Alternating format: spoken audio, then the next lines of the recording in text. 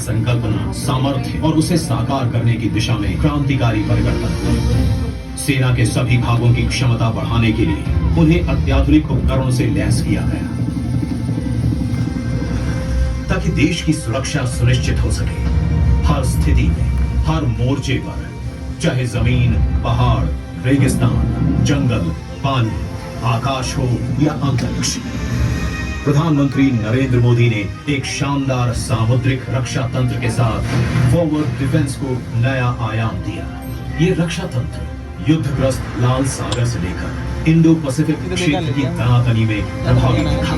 भारतीय नौसेना ने अपने प्रभावशाली और तात्कालिक कार्यों से सामुद्रिक स्वतंत्रता की रक्षा में महत्वपूर्ण भूमिका निभाई। सितंबर 2018 में जोधपुर, राजस्थान में आयोजित कमांडर्स की एक कॉन्फ्रेंस में प्रधानमंत्री नरेंद्र मोदी ने तीनों सेनाओं की संयुक्त डिफेंस स्पेस एजेंसी की स्थापना की। ये एजेंसी सैटेलाइट इंटेलिजेंस के इस दौर में भारत की नई अंतरिक्ष युद्ध क्षमता की अग्रिम शक्ति बनेगी। मोदी जी के आत्मनिर्भरता के संकल्प के साथ भारत ने सफलतापूर्वक एंटी सैटेलाइट एसैट टेक्नोलॉजी हासिल की।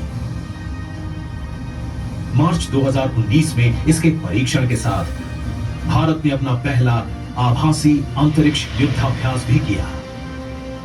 अपनी ऐतिहासिक भूलों को ना दोहराने की प्रतिबद्धता के साथ पिछले दशक में भारत ने आयात पर निर्भरता कम कर दी है। अब हम अपनी रक्षा सामग्री खुद बनाते हैं। सार्वजनिक और निजी क्षेत्र के समन्वय के साथ भारत पिछले दशक से न सिर्फ अपनी रक्षा मांगों को पूरा कर रहा है, बल्कि हमारा शस्त्र निर्यात भी बहुत बढ़ चुका है।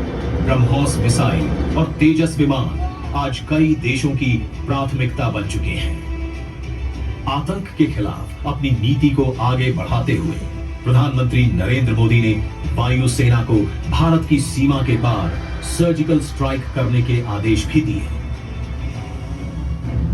अप्रैल 2025 में पहलगाम में निर्दोष नागरिकों पर हुए बर्बर आतंकी हमले ने पूरे देश को झकझोर दिया। प्रधानमंत्री नरेंद्र मोदी ने 7 मई 2025 को ऑपरेशन सिंदूर का आदेश दिया, एक संतुलित और सटीक सैन्य प्रतिक्रिया जिसमें 9 आतंकी शिविरों को सर्जिकल प्रिसिजन के साथ नष्ट किया गया। भारत में निर्मित ब्रह्मोस मिसाइलों और आकाश सिस्टम ने बिना नियंत्रण रेखा या अंतरराष्ट्रीय सीमा पार किए हमारी सैन्य शक्ति का अद्वितीय प्रदर्शन किया।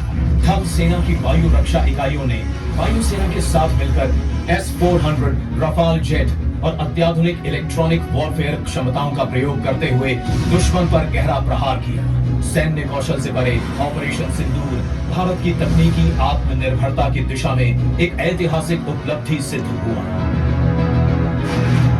संदेश साफ था।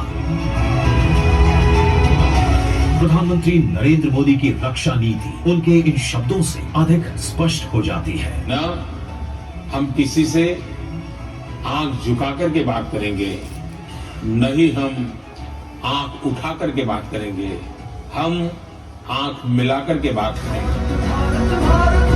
प्रधानमंत्री मोदी के नेतृत्व में भारत की सेना में अद्वितीय बदलाव देखने को मिला। एक नई दिशा, नई ताकत और नई तकनीकी क्षमता के साथ भारतीय सेना आज हर मोर्चे पर तैयार है। आइए इस बदलाव के साक्षी बनते हैं।